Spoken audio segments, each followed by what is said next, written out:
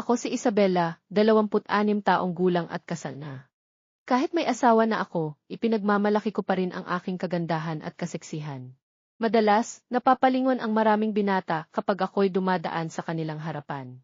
Ang aking asawa ay si Santiago, 36 taong gulang, at nagtatrabaho bilang manggagawa sa isang pabrika dito sa Maynila. Bagamat hindi kalakihan ang kanyang sweldo, nagagawa naming pagkasyahin ito dahil wala pa kaming anak. Masaya kami sa aming pagsasama at mahal na mahal ko siya. Gayunpaman, may isang bagay na minsan ay bumabagabag sa akin, ang aming buhay mag-asawa. Hindi kalakihan ang sa asawa ko, kaya't madalas akong mag-isa pagkatapos ng aming pagsasama. Ngunit tinatanggap ko ito ng maluwag sa kalooban dahil hindi naman ako masyadong mahilig. Isang araw, laking gulat ko nang maagang umuwi si Santiago. Napansin ko agad ang lungkot sa kanyang mukha. Han, parang malungkot ka. Ano bang nangyari? Tanong ko sa kanya. Nagsara na ang pabrika namin, sagot niya ng mabigat ang boses. Ang masakit pa, hindi pa namin natanggap ang huling sweldo. Paano na yan, Han? Kailangan nating magbayad ng renta, kung hindi, papaalisin tayo dito. Tatawagan ko na lang ang kapatid ko. Baka pwede tayong pansamantalang tumira sa bahay niya habang naghahanap ako ng bagong trabaho. Si Juan, ang nakababatang kapatid ni Santiago, ay isang gwapo at maskuladong lalaki. Ang kanyang asawa ay nagtatrabaho sa ibang bansa at regular siyang pinapadalhan ng pera. Mabait si Juan, ngunit may kahinaan siya pagdating sa mga babae. Ilang beses na silang muntik maghiwalay ng kanyang asawa dahil nahuhuli siya na may ibang babae. Gayunpaman, magaling siyang magpaliwanag kaya't palaging napapatawad. Salamat, Tol. Promise, hindi kami magsusumbong, narinig kong sabi ni Santiago habang kausap si Juan sa telepono. Sino yan, Han? Tanong ko. Si Juan. Pumayag siyang doon muna tayo tumira, basta huwag daw nating isusumbong sa asawa niya ang tungkol sa mga babae niya. Walang problema yun, Han. Sanay naman tayo sa ugali ng kapatid mo. Babaero man siya, mabait naman, sagot ko. Nagsimula na kaming mag-impake. Ipinagbili namin ang aming wifi sa kapitbahay para magkaroon ng kaunting perang madadala. Dahil kaunti lang ang aming gamit, mabilis naming natapos ang pag-iimpake. Tumawag si Santiago ng taxi para makapunta kami sa bahay ni Juan. Dumating kami sa bahay ni Juan bandang alas 5 ng hapon. Malaki ang kanyang bahay na halatang bunga ng malaking kita ng kanyang asawa. Hindi gaanong kagandahan ang kanyang asawa, ngunit pinakasalan niya ito upang hindi na siya magtrabaho. Nang mag-doorbell si Santiago, isang dalagita na tila 16 na taong gulang ang lumabas at lumapit sa amin. Nandyan ba si Juan? Sino po sila? Tanong niya. Si Santiago, kapatid niya, sagot ng aking asawa. Ah, kayo pala, kuya. Kanina pa kayo hinihintay ni Kuya Juan, sagot ng dalagita sabay bukas ng gate. Nasaan ba si Juan? Tanong ko. Nagluluto ng ulam at pulutan niyo daw mamaya. Isang magandang katangian ni Juan ang napakagaling magluto. Ang ibang mga babae ay nadadala sa kanyang luto. Pumasok na kami sa bahay ni Juan. Sinalubong niya kami. Ang tagal niyo, Tol. Kanina pa kayo hinihintay ni Inday. Hinihintay ka na rin ni Juani, Tol. Sinong Juani? Tanong ni Santiago. Si Juani Walker. Matagal na tayong hindi nag-iinuman, Tol. Bait, nagsama ka pa ng maid. Maswerte si Santiago kasi maganda ang maid niya, pabiro kong sagot. Luka, pakihanda ang lamesa para makakain na tayo at para maaga kaming magsimula ni Santiago, utos ni Juan sa babae. Tol, sino yung babae? Tanong ni Santiago. Si Luka. Pinick up ko kagabi.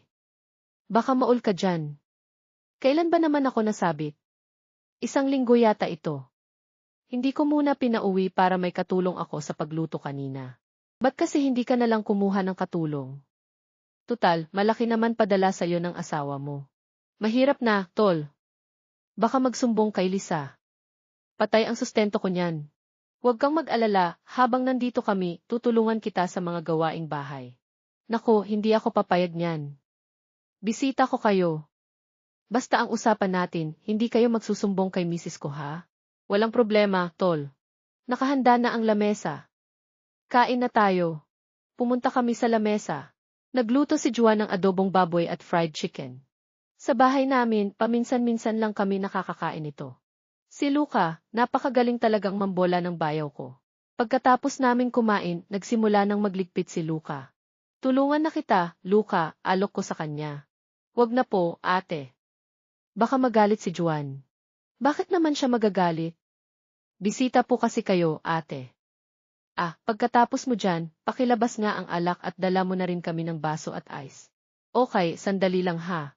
Umupo ako sa tabi ng asawa ko. Kwentuhan at biruan. Nang dumating na si Luca na dala ang alak at baso, tumayo si Juan at pumunta sa kusina. Narinig namin na parang may niluluto siya. Pagbalik niya, may dala na siyang pulutan, chicharong bulaklak. Nagsimula na silang mag-inuman. Luca, kumuha ka ng San Mig Light sa ref para sa inyong dalawa ni Isabela. Okay, ate. Inuman rin tayo.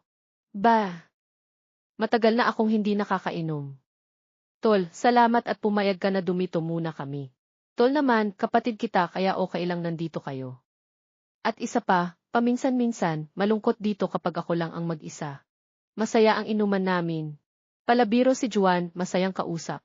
Nung malapit nang maubos ang alak, nagyaya na ang asawa ko na matulog na kami kasi lasing na siya. Inalalayan ko siya papunta sa kwarto.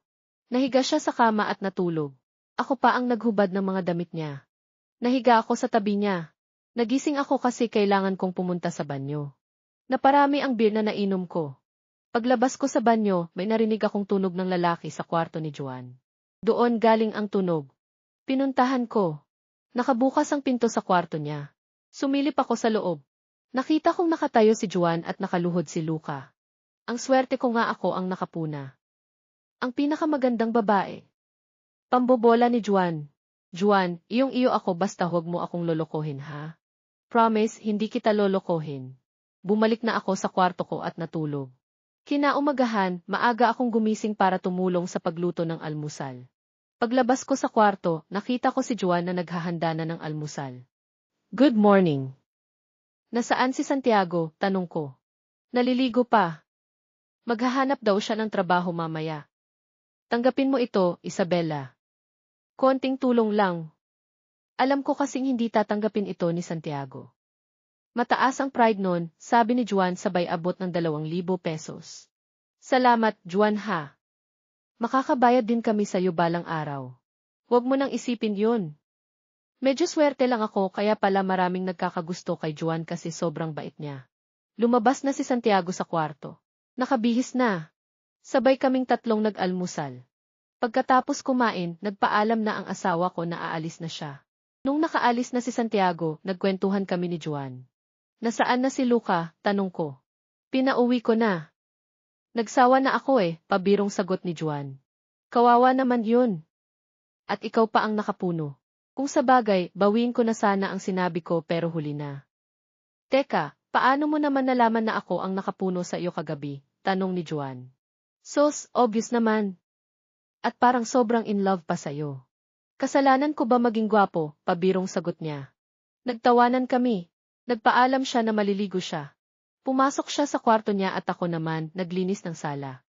Habang naglilinis ako, may nakita akong bag sa ilalim ng sofa. Hawak-hawak ko yung bag nang biglang lumabas si Juan sa kwarto na naka-shorts lang. Grabe ang katawan, machong-macho. Saan mo nakita yan? Tanong ni Juan. Sa ilalim ng sofa. Grabe ka naman, sa sala pa lang, ginawa mo na. Hindi ko napigilan ang sarili ko, lalo na nung nakita kong nakabukol. Kawawa nga si Luca, umuwi na walang suot. Magaling ka siguro no?